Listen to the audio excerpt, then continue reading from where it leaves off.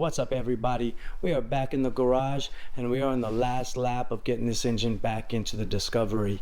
So let's take a look and see what we got, because we have a lot to do in a short time to get there. So we've got a lot of these parts here to get back in.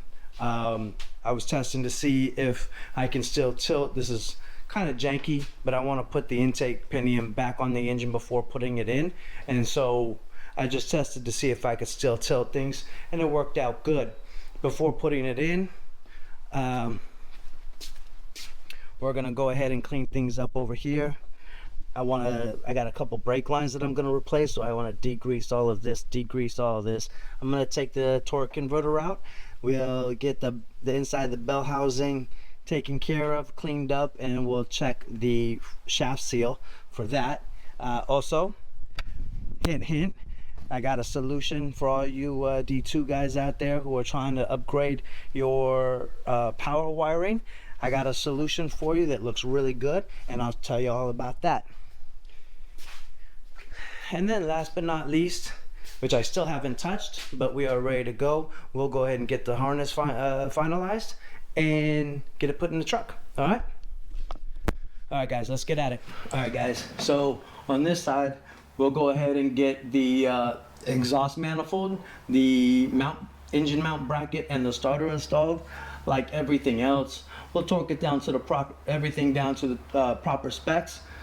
The one thing about this is that you want to make sure that you use a good high temp or just a really good anti-seize, or else you're gonna have a bad life trying to get them off the next time. All right, so we'll go ahead and get this done. On the other side, it's just the exhaust manifold and the bracket. And just a quick add, so if you're looking at the gaskets that go on, they basically will go on this way or this way, but you want to make sure that the cross member here is pointing down. All right, so look at that. That looks beautiful. All right, exhaust manifolds down, torque down. Same thing with the starter, torque down nicely, and motor mounts looking good. And then the exhaust manifolds turned out really good. I'm really actually happy with them. They're starting to get antiqued here because this copper crap spreads all over the place. But there we go, moving on guys. So next up is going to be the lower plenum of the intake. It's straightforward, some seals, some gasket sealer, and some bolts. Okay, so first things first, we'll go ahead and put a bead of RTV on all these surfaces and these surfaces here, with special attention to this groove here. And you can see these seals will go here, and that groove dips into these grooves here, so we want to make sure that those are sealed. Then on top of those goes this, and then we clamp them down with these here like that. And then on top of that, which we'll put gasket sealer on the top of this side, and then put the intake manifold down on top. I'm gonna put it all together and I'll show you guys when I'm done. Alright guys, so bad news. Everything was going real smooth. Oh, so disappointing. So intake manifold bolts were going in. Everything was going good. It's a three round torque down sequence. Standard stuff, 1, 2, 3, 4, and out. I was on the last round for a 38 foot-pound final torque, and this bolt right here stripped straight out of the head. And when I pulled it back out, just the threads were full of aluminum. So I don't know if I want to get a Healy coil put in it. That's obviously the easiest route. maybe a new head. I just don't know at this point. Just really disappointing. So I've had it for tonight. So we will see you tomorrow. Good morning, everybody. It is the next day, and we're gonna get right to it. So I had a lot of time to think about it, you know, basically the whole night while I wasn't sleeping. And I'm going to attempt to repair the threads. I've never done a helicoil before, so it's new to me. I mean, I've got different levels of expertise, but I'm a little nervous. But I decided that that's the only way to actually move this ahead, move this forward at a reasonable pace. So this morning, early, I went and I got tap and die set. I got the drill bit, and I got a T-handle, and we are gonna go ahead. We're gonna, because I don't have more seals. That's the other problem too, is I don't want to replace the gaskets or anything. So we're gonna drill the hole, and we're gonna do our best to get the helicoil in. So let's get to it.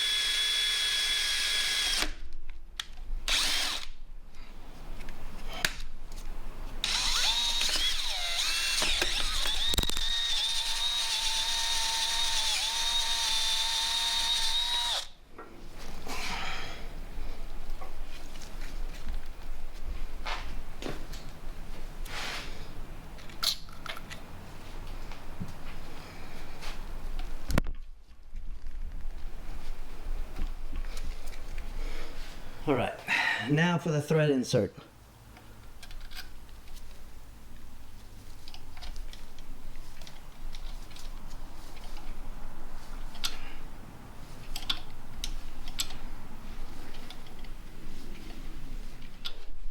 Okay, so I don't know.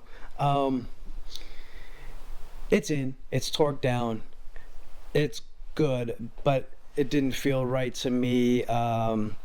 It didn't, I mean, it did torque, but it didn't feel the same. And maybe I'm just being paranoid, I don't know. But I also then placed a couple washers in just to space it out a little bit. I just wasn't sure about the depth of the helicoil and whatnot, but I don't care. So because eventually, here actually not too long from now, hopefully, I want to get a pair of performance heads that are that are polished and larger valve and everything. So it's torqued, it's good, it will get me by for now. And so we're gonna move on to the next thing. Next thing is I'm gonna start preparing the engine bay for install, and the big focus here is the I want to pull the sorry, I want to pull the torque converter out, clean out the bell housing, and check the seal, and then we're just gonna go ahead. Those things are hard as hell to get a hold of, but I will eventually have one rebuilt and custom made for the power that this is putting out, but that will be after I get the engine fully built to its final specification. So for now, that torque converter will do just fine. But the other thing too is, I don't know if you can see, but Land Rover managed to just 2 brake lines right there that are rubber hoses. I'm gonna go ahead and replace those. About a couple years ago, when I first got this, I replaced all of the brake lines with braided lines, extended braided lines. So those are the last 2, and they're just a pain in the ass to get to from the other side. So you can see in there, it's real clean. It's been clean for about a half an hour, and I've been checking it. And I'll check this video too. I don't see any leaking, so that's good. I'll throw the torque converter back in. I also did clean the the pan for the transmission, and it does look like I have a fill plug leak. Minor one, dripping slowly. And then we got the brakes in. Now, I hate brakes. I like brakes. I like changing pads or whatever, it's nothing. But brake lines suck. So, and Land Rover managed to do a damn in where they put it, right between the frame and the fender, and you can't get to these from this side, so you got to get from the top. And I mean, just such a pain. But they're in, and you can see that they're braided lines now. So the suspension itself is all ready just to articulate more. I don't have a lift yet, but I will, and that's actually the next project coming up. So the next thing on the list is to get the wiring harness done. So any of you D2 owners know that Land Rover, they kept the jack up here. As an off-road vehicle, I won't ever use that jack. So, and I was gonna swap this out for a dual battery rack, but I just struggled to find a cheap one. And so I'm gonna be modifying this so that I can fit the relocation for the window washer fluid. This is basically solid all the way here, all the way back here, and over here. So I'm going to cut all of this off. Now you can kind of see I've started checking my connections, and I checked a lot of forums, and people are really looking for the alternator and battery lugs, and they're impossible to find. You can't find the factory ones if you want to upgrade your wiring and use the same lug. So I'm going to give you guys a look. This is just I'm upgrading the ground, so you can see I tested that. I've upgraded this ground, and I tested the location of that. So this is kind of set up to be ready for all the grounds.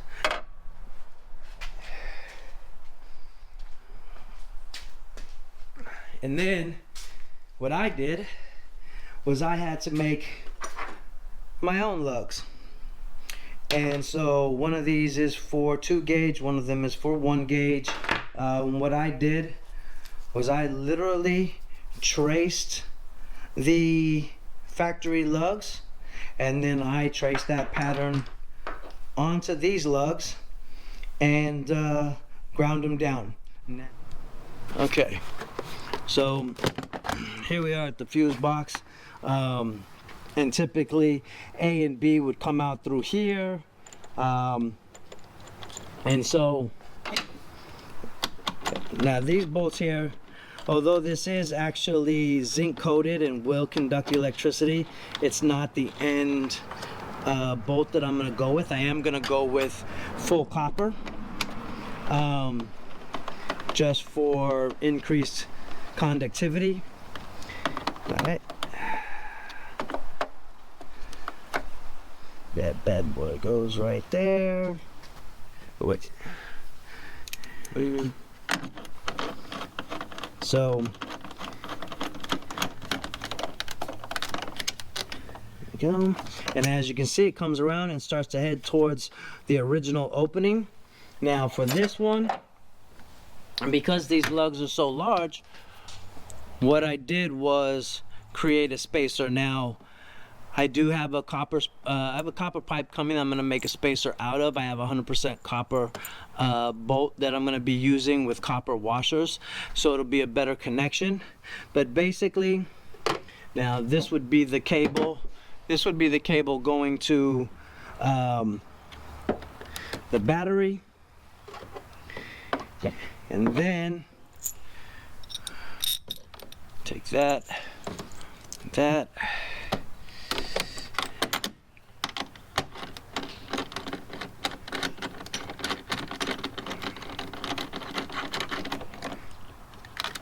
And that one goes like that. So basically then this goes, and this one here is gonna go over to the alternator.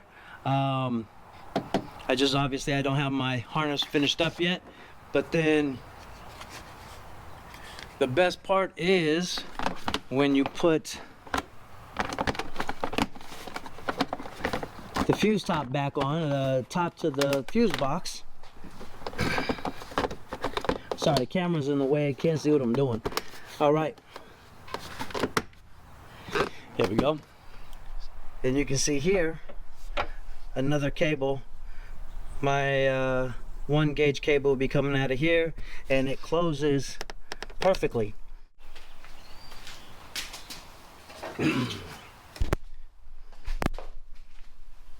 Okay guys, so here's the portion that I cut off.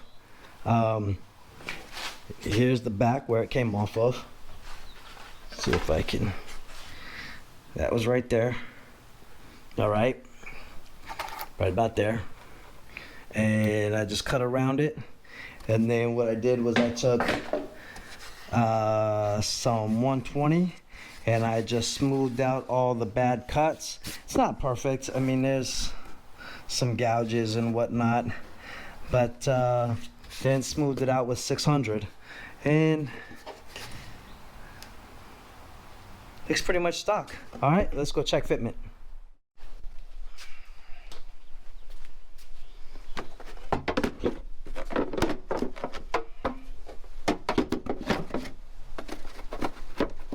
All right, both holes lined up. There it is. And then you can see all this real estate that I now have back here. I'm gonna clean this lens off real quick. There we go. And yeah, something I might bracket something to here, or maybe make a ground strap. I got a bolt here too now that I can bolt things to. And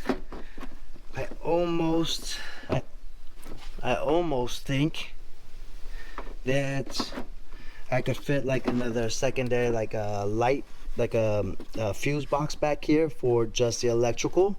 I will have a winch going in. I did buy an electric fan conversion, so there'll be a relay for there. Just all the things. So now that that's done, I can actually you know, plan on where my wiring is gonna go and how it's gonna look. Awesome. As you guys can see here, now this is the old wiring harness, and I have it laid out according to how it would flow inside the engine bay. And then I've got this one here laid out somewhat of the same fashion. ECU, firewall, injectors, and so on. And I'm only doing that so that I'm going to be pulling most of this here apart to replace the powers and grounds and whatnot. And I just want a reference. I just want a reference for length and how much I'm supposed to have, because I really want it to look clean and factory. I'm not going to drag you through all of this. I will clean all of the connectors, every single one of the connectors. Even got myself a toothbrush. I'll clean the inside of the connectors, and I am using this stuff here. It's pretty good stuff. It works great. It also softens the seals and whatnot, and it also dissipates 100%, leaving no residue. All right, so first things first, you're gonna want to place it into a vise, just so that you don't have to hold it.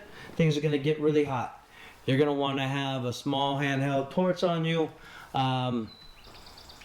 This is what I got. Hopefully it has enough propane in it to actually get done with it. I've been using it pretty consistently.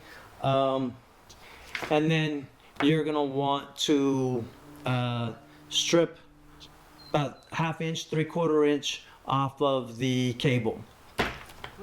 So once you see that change from a solid to a liquid, then you just, bam, put it in. Keep it in there for a little while. Don't burn yourself. And then once that solidifies, it's good. It's in there.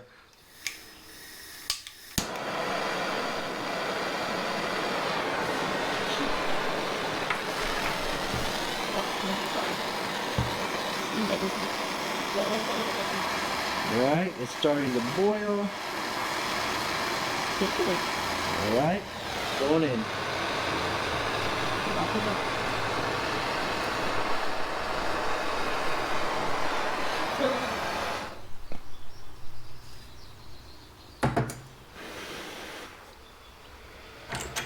Right. Then just trim off.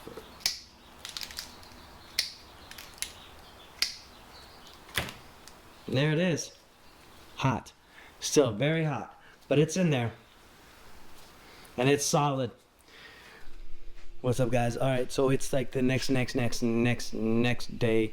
We're actually about 4 weeks out now because we just had rainstorm after rainstorm. It took some time finishing some of the detailed stuff, but let me go ahead and give you a refresher on what we were doing. So it's gonna be a couple seconds to you, but really it's been about 4 weeks in that time. I've cleaned up, got the air intake ready, new seals, new seal, new inlet or outlet, inlet, and then engine now is all completely tied down. We got injectors and valve covers. It's ready to go in as it is. Last time I saw you guys, I had just cut this, and now I got it painted and it's all set. Inside, new battery hold down. We got the Ali Sport coolant reservoir, Ali Sport power steering reservoir. You guys will get to also see the Ali Sport radiator, but I'm having some complications with the electric fan conversion, so that is probably, I'm gonna probably put the stock one in just to get this up and running, and then once the screws that I've bolts that I've ordered actually make it in, then I'll swap it over, but that won't be too much of an issue. As you can see here, torque converter's back in. Now it's been out for a long time. No front seal leaking, so that's really good. You can see the harness. I've got it run. This is the driver side injectors, passenger side injectors over here. I've got it running back here. Now this section I haven't done yet, because once I get the engine in and I get all the lines run, this then comes across here, at which point then I'm gonna tailor it and rewrap it completely, so that I don't, so all of the new power and grounds are cut perfectly. So we got it kind of seeing here, it's running back through the firewall, grounded out here, and it starts to run across, and it's just pinned up so that I can get the engine in. All right. So that's where we're at. Engine is about to go in. What I'm going to do, because it's just me and I don't have another spare of hands to help maneuver the engine, I'm going to let the air out of the tires. That's going to drop the front end down, and then that will give the engine stand enough room to slide the engine with the oil pan right in, and then I'll drop it down. We'll get it bolted in. All right, let's do it.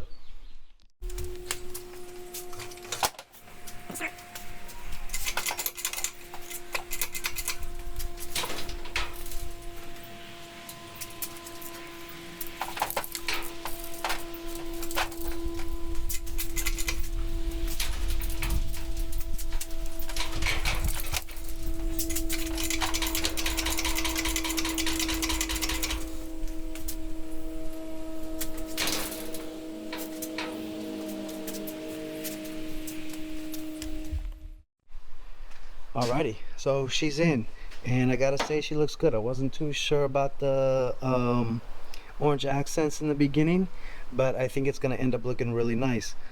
So basically, I got the lower 6 bolts in. There's the 2 that go through the transmission into the oil pan. Then there's the lower 4 that go through the block side into the transmission. So now what I'm gonna do is I'm gonna go ahead and take the cherry picker off. I'm going to put a jack underneath the engine, and then that will allow me to unstrap the transmission and let the transmission down a little bit more so I can squeeze back and get the 8 bolts from the top. All right, now with the jack stand or cherry picker out of the way now, and the engine completely, I can't see it, but hopefully you guys can. Now you can just see how much room there is down there. This is gonna allow me to run the O2 sensor wiring, get the fuel injection system all plugged in, and get those bolts in the top and torqued down. Okay, so all the transmission to engine bolts are in and torqued down. The engine is still resting on the straps underneath. I got the fuel rail wiring ran and zip tied in. All of this goes top side of the motor. This runs down to the NOx sensor. I got the fuel line hooked up, and I got the O2 sensor wiring ran back and to bank 1 passenger and driver, and bank 2 passenger and driver. So of course, if you ever work on if you own one of these, you know that the ignition coils are a pain in the ass. They set them back in the back. I haven't bothered to buy. I will eventually relocate it, but I'm not going to do it now. So we have a storm coming in. The wind is making it a little difficult to work, but I'm gonna go ahead and get the ignition coils in, and get the intake manifold on, and get some of this stuff wired up. All right, guys. So engine is almost in.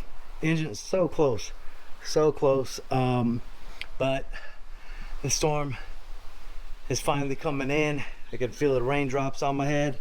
And with all this electrical and stuff, I just don't want to run into the rain. So we got the harness completely run to the back, and the O2 sensors and whatnot. Coil packs in, intake manifold in. I just have to finish up running coil wires to the plugs, or spark plug wires to the plugs, and then the motor mounts will go in.